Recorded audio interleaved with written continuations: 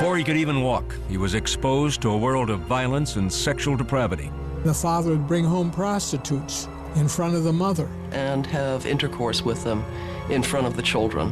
My father had Albert by the neck, picked him literally off the floor and was just shaking him like a rag doll.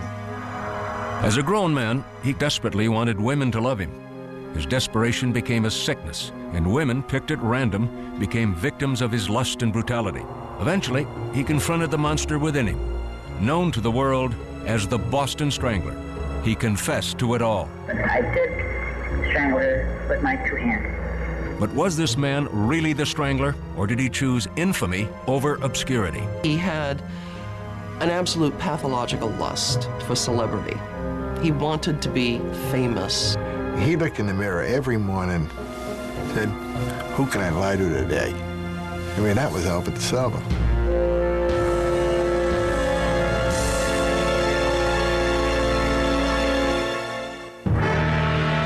Boston, 1962. On the verge of an encounter with one of the most feared and elusive serial killers in American history, the Boston Strangler. People said that it was as if Jack the Ripper had come back from the dead to stalk Boston. Twilight, June 14th, victim number 1. The body of 55-year-old Anna Slessers was found with a sash tied around her neck. The knot so tight that blood was dripping from her ear. Her attacker sexually assaulted her with an unknown object, then left her half naked, sprawled on the kitchen floor. 2 weeks later, victim number 2. 68-year-old Nina Nichols was found dead in her apartment. 2 nylon stockings wound around her neck, blood dripping from both ears. She had been sexually violated with a bottle. The next week, victim number 3 was found in Lynn, just north of Boston. Helen Blake, who was 65, was lying on her bed wearing nothing but a pajama top stained with blood. 2 stockings and a bra were wrapped tightly around her neck, fashioned into a bow. She, too, had been sexually assaulted. Police suspected they had a single culprit on their hands. The similarities seemed to add up to the grisly signature of a deranged killer. Then, like clockwork, victim number 4 was found 3 weeks later back in Boston.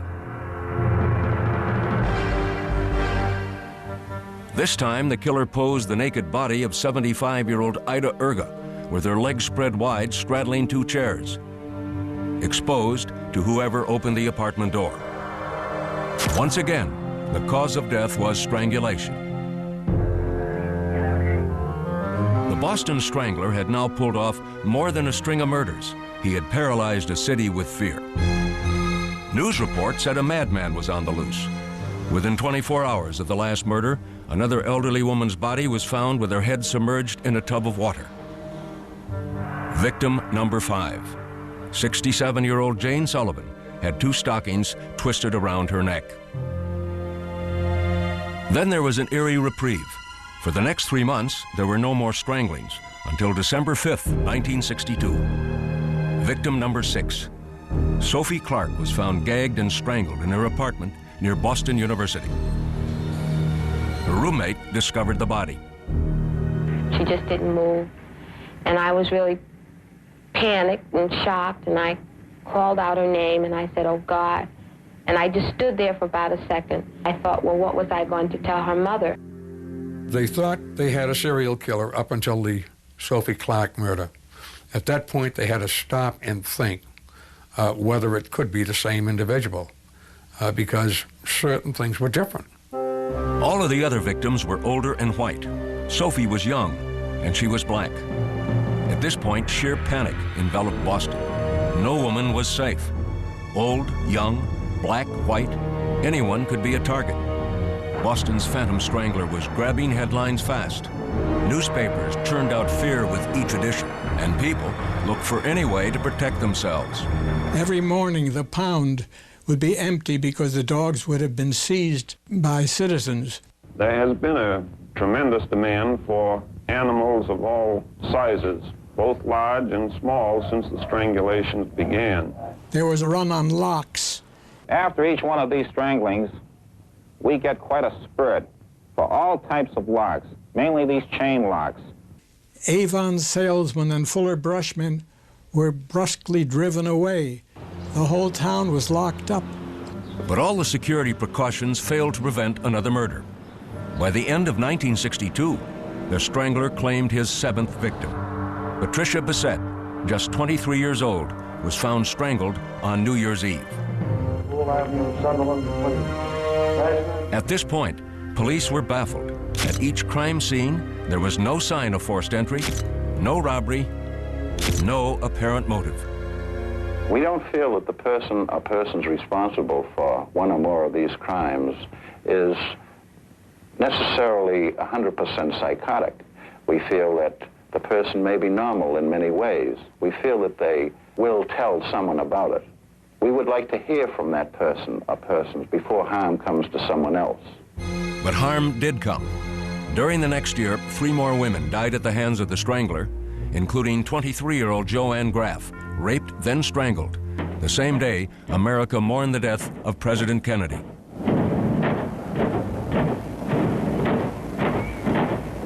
But the most vicious crime of all was yet to come. Victim number 11, Mary Sullivan, just shy of her 20th birthday, was found in her Boston apartment on January 4th, 1964. The killer had strangled her and shoved a broom handle inside her. Propped against her foot was a greeting card proclaiming Happy New Year. Then, just as mysteriously as they started, the murders stopped. The police had exhausted every lead, but had no concrete evidence. So, the state of Massachusetts created the Strangler Bureau, a multi-agency task force with one goal in mind: find the Strangler. This office is concerned. The Attorney General, Edward Brooke, was under a lot of pressure to step in and correlate the various investigations in Greater Boston. As far as I'm concerned, it was one of the most extensive searches and investigations that we ever had. Since June 1962, we've interrogated or interviewed over 5,000 people.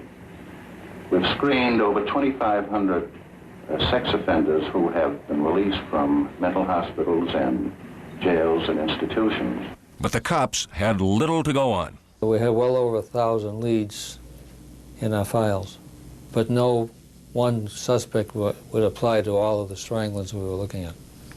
The police never did find the Boston Strangler. Instead, the Strangler found the police. Almost a year after the last killing, a man stepped forward and claimed that he was the one. He was the Boston Strangler. His name? Albert Henry DeSalvo. It was March 1965 when America could finally put a face to the monster known as the Boston Strangler. A 33-year-old construction worker named Albert DeSalvo had confessed to the 18-month killing spree. At the time, he was awaiting trial for a series of rapes. Boston police believed Albert was their man. His confessions included remarkably accurate details, especially when it came to the last victim, Mary Sullivan. I left her on the side of the bed with her head hanging down, her bust was exposed, and... Was she lying flat on her back, or was she... No, she was sitting up. I spent time in all the Boston cases and most of the outside cases, and his description is better than what I could give at that time. Police and reporters began unraveling the troubled life of Albert DeSalvo. It had begun during the Great Depression in Chelsea, the poorest town in all of Massachusetts. Albert DeSalvo was born in Chelsea in September of 1931. He was the third of 6 children of Charlotte and Frank DeSalvo. His childhood was miserable. Frank was a monster of abuse to his wife and to his children. He once broke Charlotte's fingers by serially snapping them as if they were dry twigs. Frank DeSalvo would bring home prostitutes and have intercourse with them in front of the children. One of the things that stands out would be probably when I was 4 or 5 years old, is my mother and my father having a fight. And at some point, my mother got knocked down, and my father had Albert by the neck, picked him literally off the floor and was just shaking him like a rag doll. Soon after that incident, Charlotte and Frank divorced. The family never saw Frank again. By the time Albert was 12, he was working odd jobs after school. He delivered flowers and shined shoes to make some pocket money. Most of all, he tried to make life easier on his sisters and brothers. If we were sitting there, he'd say, "You want a Coke?" And then he'd know, looking at me, he'd know right away, a Coke isn't enough. You want a sandwich, a hot dog, you want a cake? Before he was 13, Albert had a police record. Albert had his first brush with the law in 1943. He committed assault and battery and robbery on a neighborhood paperboy. The take from that was $2.85. The judge gave Albert a suspended sentence. Within weeks, he was arrested again for breaking and entering. He had stolen $24 worth of jewelry from a neighborhood house. This time, there was no slap on the wrist. Albert was thrown into a reform school, the Lyman School for Boys, where he spent a total of 2 years. It was a harsh and forbidding world, but even after he was let out, Albert's home environment wasn't much saner than reform school had been. Just as in his early childhood, 14-year-old Albert was graphically exposed to sexual promiscuity. This time it was his neighbors in the apartment building on Chelsea's Lower East Side. Albert also complained. He says they had a couch on the roof, and the people living in this building would have girls there. And I'd come up and they'd say, "Here's a quarter, beat it." And he says sex all the time, happening all the time. The otherwise meek and impressionable teenager was beginning to show a sadistic side as well. Albert himself would put dogs and cats in orange crates and let them scratch each other to death. But Albert did not show any violence to those closest to him. We had a little spat because I wanted to go with him somewhere, and he kept, denying me from going, and finally I grabbed him by the hair, and I wouldn't let go. I pulled out a piece of the scalp and all on it. And even at that point, he still, he just took it like a grain of salt. He was angry, but not enough to hit me or anything for it. Albert's home life was not improving. So, at the age of 17, with only a junior high school diploma, Albert found a way out. He joined the Army. There, he developed a reputation for being obsessively neat. Albert completed his basic training at Fort Dix in New Jersey and was transferred to Germany in 1949. There, at a USO dance, he met a woman named Irmgard Beck. They fell in love. Albert was passionately in love with Irmgard. He adored her. He treated her as if she were a goddess. Albert and Irmgard were quickly married in the small town of Bad Kissingen, but the marriage ran into problems right away. Irmgard discovered that Albert had an abiding obsession with sex and an overpowering sex drive that he relieved by masturbating frequently. She was said to have claimed that he wanted to make love 5 or 6 times a day, which clearly she did not have the time for, nor the inclination. The only thing she ever said to me is that they did have sex, and then when she go to the bathroom, she'd find her dish towel or another towel with semen or something on it, and that upset her. Why, what's wrong with him that he should have sex with me and then have to go into the bathroom? He said, "I have a burning feeling in my abdomen, flashes of burning, and it means I have to have sexual release of some kind." In 1954, the young couple left Germany for America, where Albert's sexual problems soon caught up with him. When Albert returned to the United States, to New Jersey, he had brushes with the law. The most serious one was an arrest in Mount Holly, New Jersey in January of 1955 for carnal abuse of a child. The charges were dropped when the girl's mother decided the court proceedings would be too traumatic for the child. Albert decided it was a good time to leave town. In 1956, Albert, Irmgard, and their new baby daughter packed up and left New Jersey and the Army altogether. Their destination, Boston. Within years, Albert would begin his downward spiral into a psychotic world of sexual deviation and violence. At the age of 25, Albert DeSalvo was fighting an internal battle against his own monstrous sexual cravings. and he was losing. But he still strained to live the normal working-class life in Boston with his wife Irmgard and their baby girl. He was very firm about the fact that he was a devoted husband and father. He never went out with the guys for a beer after work. He came straight home. He gave his entire pay packet to Irmgard. He was never one for a night out on the town. Albert grabbed whatever job he could find, in a shoe factory, then in a shipyard, and finally as a construction worker. By 1960, Albert and Irmgard had their second child, a son. But Albert was restless.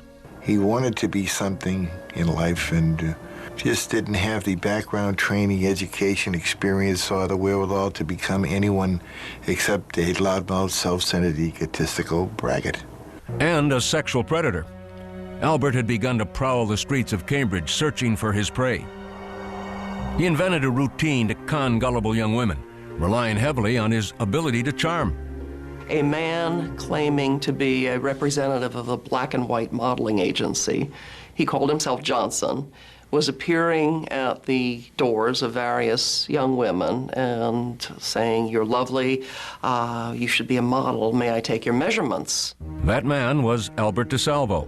He would then say that he was empowered to take their measurements to see if they would fit the photographer's needs, and that he was allowed to give $10 for just their measurements, or $15 in bra and pants, or $25 in the nude. A surprising number of women went along with Albert's scheme. It was not uncommon for Albert to then talk his way into bed with the most trusting of his prey. But some of the women complained to the police. The cops started keeping a watch out for the con artist they called the Measuring Man. Meanwhile, Albert was branching out. He was fast becoming an expert at breaking and entering. And luck was on his side. Although he was arrested and charged with burglary several times, he always received a suspended sentence and walked out of court. Until March 17th, 1961. That night, Albert was caught while burglarizing a house on Broadway in Cambridge. DeSalvo had every reason to once again expect easy treatment at the hands of the law. But this time, he himself changed the rules. On the way back to the station house, Albert boasted to the police about his many sexual conquests, explaining in detail the unusual scheme he'd cooked up to con women as the Measuring Man. I gave a fast line. I said, well, if you give me your measurements now, I'll have them stripped right down naked. And I told, look, if you really want to make out, I said, I'll come down myself first thing this afternoon, and I'll take care of you. I'll make sure that you get first prize. The police were delighted with Albert's unsolicited confession. They arrested him for the Measuring Man assaults, and they threw the book at him, charging him with breaking and entering, assault and battery, and lewdness. But the judge softened the blow. He dropped the charge of lewdness and allowed DeSalvo to plead guilty only to the burglary and assault charges, an act of leniency that would have serious consequences later. To Albert, it didn't seem lenient at all. For the first time in his life, Albert had to go to prison, the Billerica House of Corrections.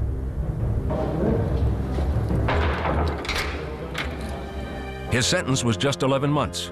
In April 1962, Albert was once again a free man.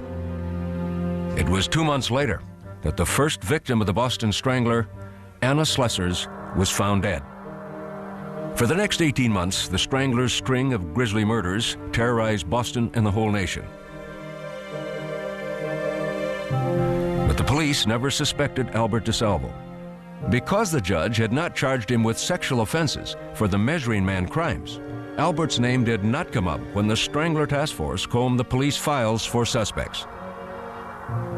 In fact, DeSalvo might never have been connected to the Boston stranglings at all if it hadn't been for his insatiable sexual appetite. In May of 1964, 5 months after the last known Boston strangling, Albert began a series of rapes in Massachusetts.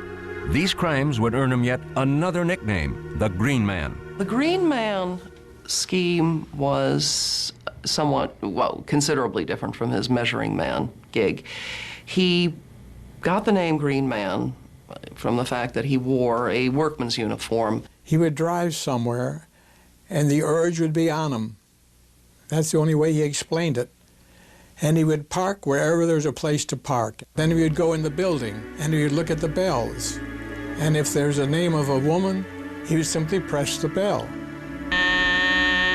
He would say, there's a leak, or the superintendent has sent me around to turn off your water so that we can check out the leak in the basement.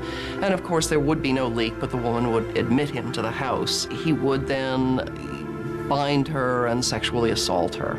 I don't think it made any difference to Albert who answered. Some were old, some were young.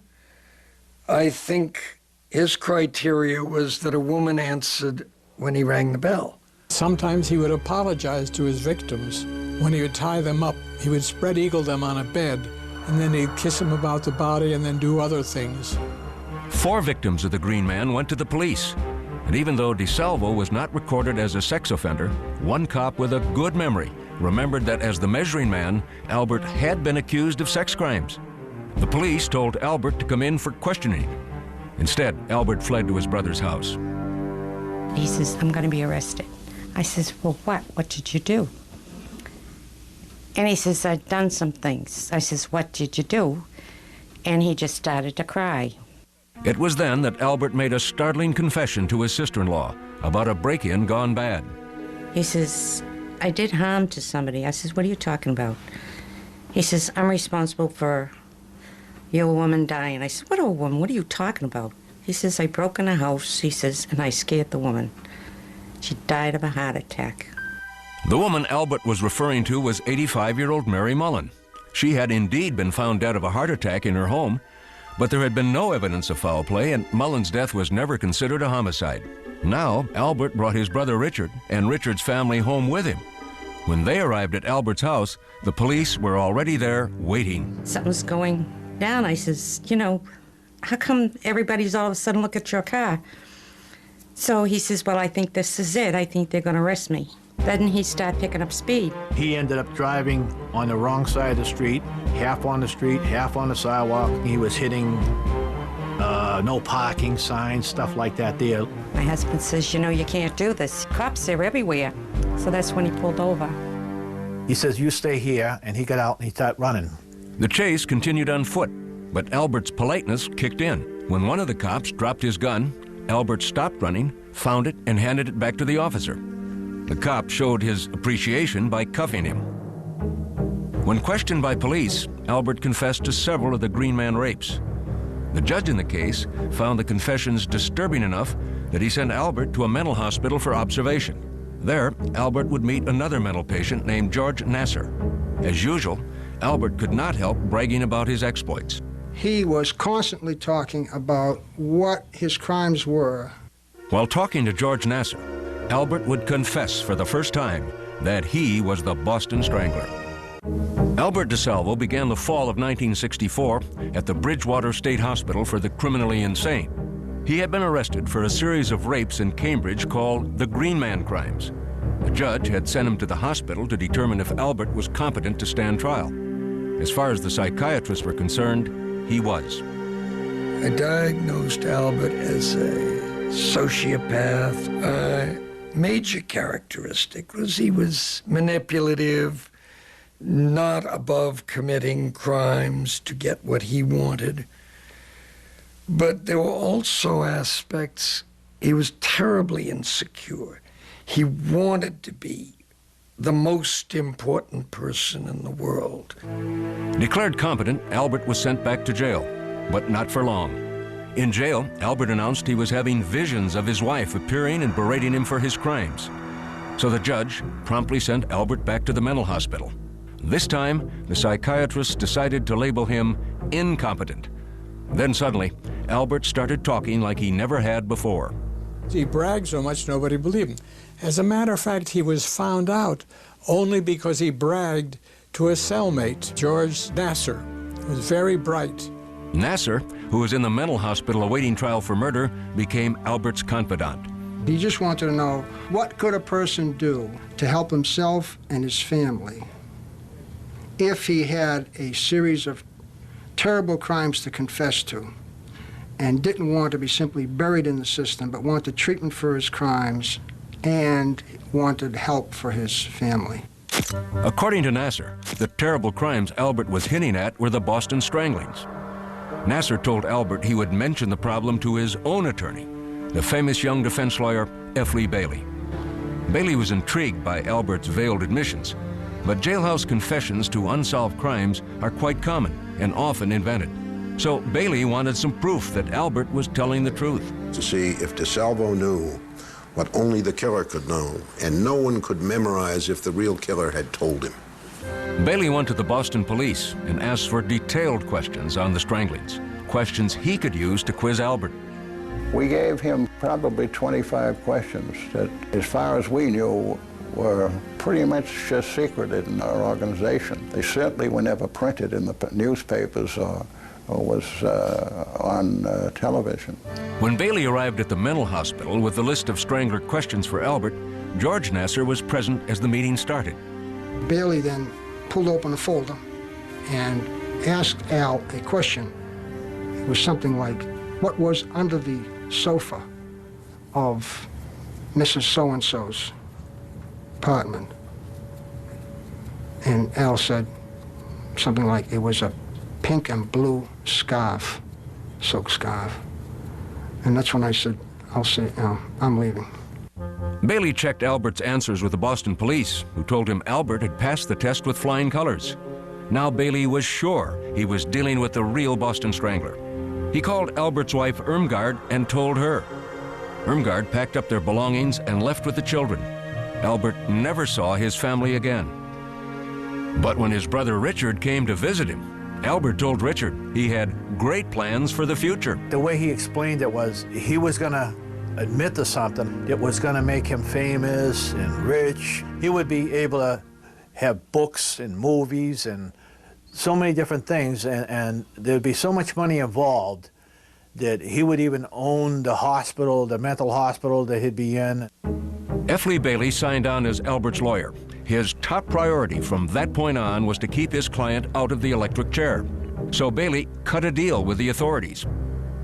Albert would confess only if the court ruled him insane from the very start. But word was getting around that someone was confessing to the Boston Stranglings. State Attorney General Edward Brooke decided to take control. I filed a petition in the Supreme Judicial Court asking for a restraining order against F. Lee Bailey. Brooke had the court appoint Albert a legal guardian. Bailey was allowed to stay on as Albert's attorney, and the state agreed that in exchange for the confessions, Albert's words could not be used against him. All his admissions were given under guardianship. Therefore, they were absolutely inadmissible in a criminal case without a waiver on his part.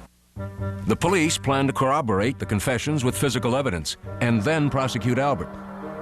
The interrogation of Albert DeSalvo was now ready to begin. Albert described the murder of Nina Nichols, victim number 2, as he pointed to a diagram of her apartment. I was right here. And you grabbed Grabbed her right here. right, and fell back on the bed. When she fell back, right? Yes. I was in this position here. Right here. Right, and my feet went right around her and crossed over this way here. Crossed around her waist? No, I crossed her legs. Right. You really had her pinned there. I don't even like to talk about this. Then Albert claimed his sexual urges overwhelmed him. As soon as I saw the back of her head, right? Not her face. Didn't see nothing but the back of her head, right? Just everything built up inside me. Before you know it, I put my arm around her and that was it. To lure his youngest strangling victim, Mary Sullivan, Albert explained that he used his green man ploy. I told her I'd come up there to do some work in the apartment. And she said, well, I didn't know nothing about it. But anyhow, she invited me in. I went in with her, and that's where I put the knife to her and told her, don't scream. I won't hurt you. She was still alive when I had intercourse with her. She allowed me to do it to her. You understand me? After I had taken her clothes off, right? I said, now I'm going to tie you up. I'm going to leave. And I straddled her. So that her hands, I was sitting on, really. Because she was really fighting viciously, trying to get up, for life. And I got on top of her so that she could not be in any position to, reach up and scratch me. Strangle her.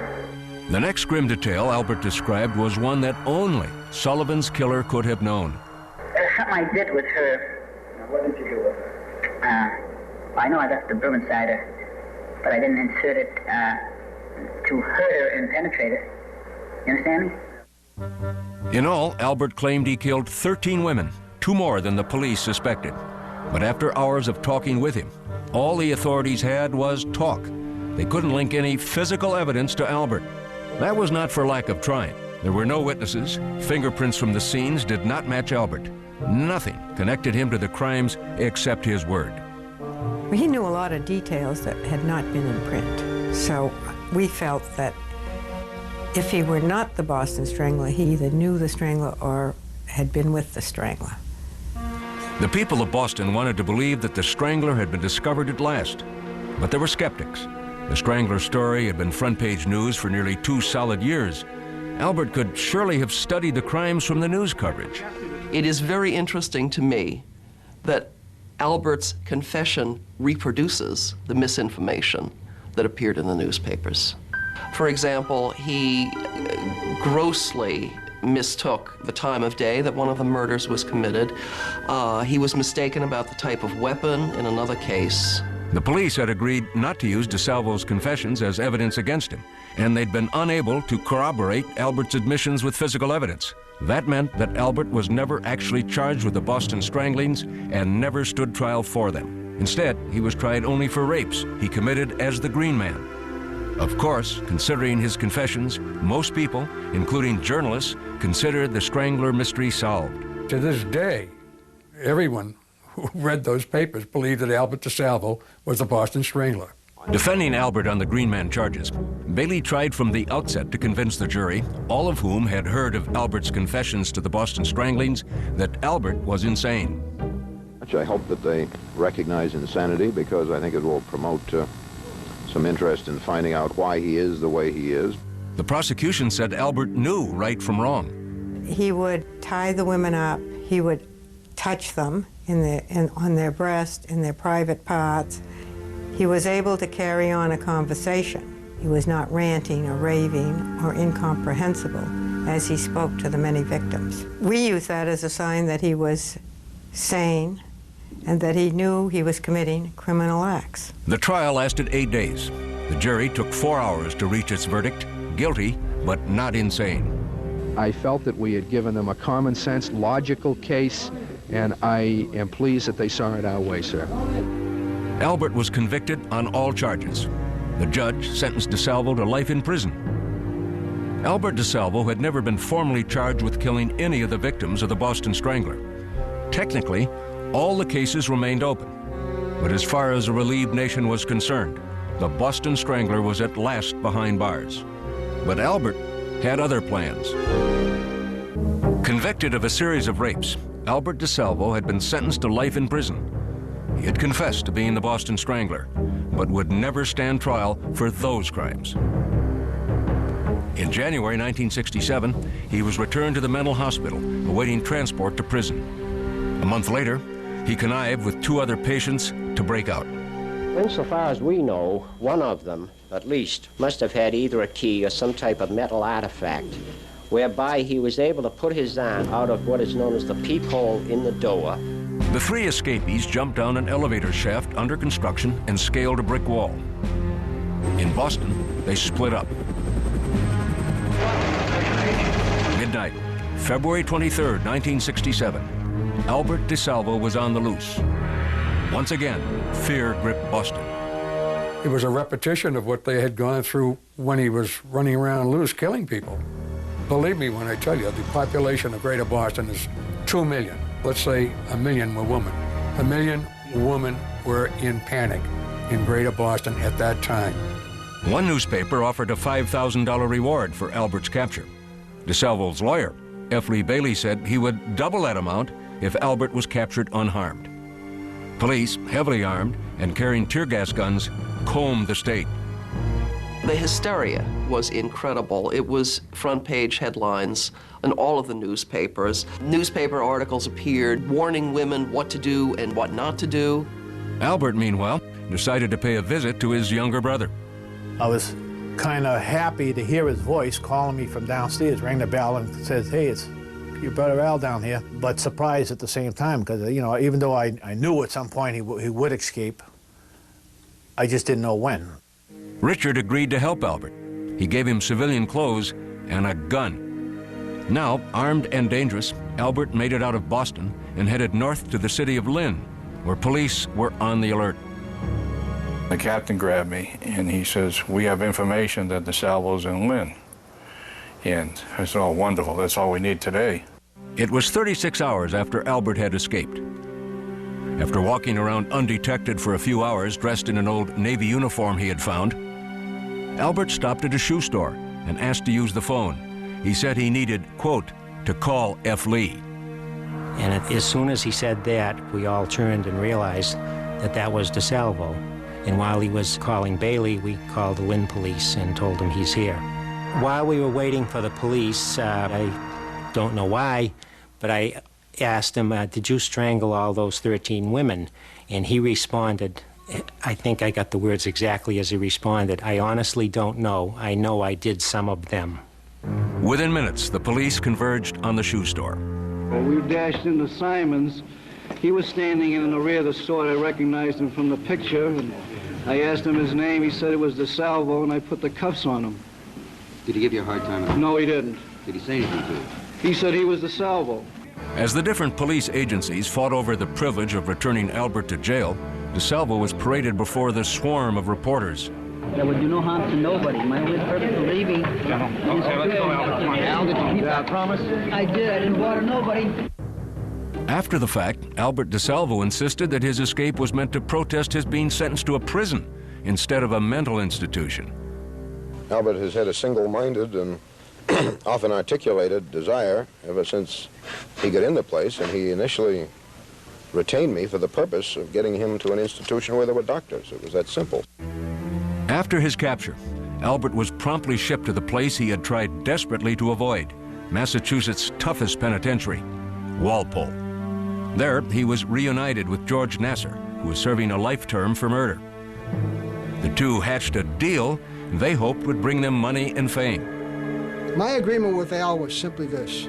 If you promise me that you will confess to the crimes, not lie, confess to the crimes that you say you committed, and you will follow through with the program of psychiatric treatment and of assisting your family and of publishing a book concerning your crimes and concerning your treatment, I'll help you. It's a contract. Nasser began helping DeSalvo draft his book, and he rarely left Albert's side. Nasser was always there, and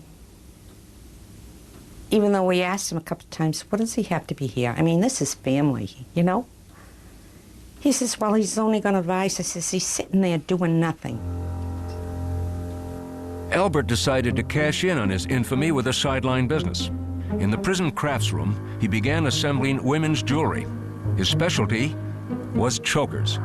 But Albert also had serious problems to face. He was a walking target for the other inmates. And they were all going to get him, you know. Could have been my sister, could have been my mother, could have been this. They all wanted to be heroes. I can get the Boston Strangler and I go up another couple of notches. They would affect the vengeance that the society felt was his due. They were saying, hey, you killed 13 women, some of whom were mothers, and you're going around bragging about it and finding that funny and talking about making chokers for women and laughing and giggling about this. It wasn't long before prison life took its toll on Albert. Within a few months, he looked as though he had aged years. He was worn out, absolutely worn out. He wasn't a guy to do time. 6 years later, on November 22nd, 1973, Albert was stabbed to death in prison. He was 42 years old. 12 hours before his murder, he had made a phone call to one of his old psychiatrists. He said that he wanted to meet with me to tell the real story of the Boston Strangler. We were going to meet him at 9 a.m. Monday morning. He was killed at 2 a.m. that morning. My belief was that he was going to say how he got into this here, that he wasn't the Boston Strangler, who put him up to it, and name names. That was one theory. There were others. Albert was selling speed in the prison, and he was selling it at less than the syndicate price, and he'd been warned, don't do that. And Albert didn't take orders from anybody, and this time they killed him. He was killed over 2 pounds of institution bacon. He was supposed to give a pound to someone else and didn't. The case of Albert DeSalvo's murder remains open, and so do the Boston Stranglings. Despite widespread public certainty that DeSalvo was the strangler, some of those familiar with the case have lingering questions. Everyone wanted the Boston Strangler off the street. And if someone wanted to confess to it at that time and could give any reasons why he was, I think we were willing to accept it. He wanted to be world-renowned. And of course, if you confess to the worst serial murder since Jack the Ripper, you're going to be famous, infamous. Another reason that he had was that someone convinced him that if he confessed to being the Boston Strangler, he could make it a lot of money. As far as the investigators are concerned, there is no mystery. Albert DeSalvo was the Boston Strangler. I've been asked many, many times over the years if I really thought that Albert DeSalvo was the Strangler. And I was positive 30 years ago, and I'm positive now. Albert DeSalvo never published the book that he thought would make him a rich man. But shortly before his death, he did write a poem and gave it to his lawyer, Tom Troy. Here's a story, The Strangler, yet untold. The man who claims he strangled 13 women, young and old. He struck within the light of day, leaving not one clue astray. To reveal his secret will bring him fame, but burden his family with unwanted shame. Today he sits in a prison cell, deep inside, only a secret he can tell. People everywhere are still in doubt. Is the Strangler in prison or roaming about?